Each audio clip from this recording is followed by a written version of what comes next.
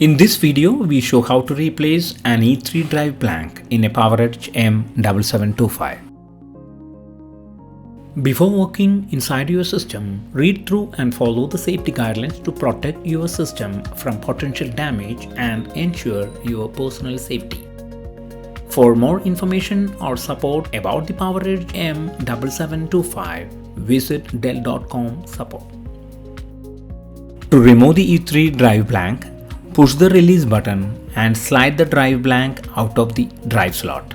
To install the E3 drive blank, slide it into the drive slot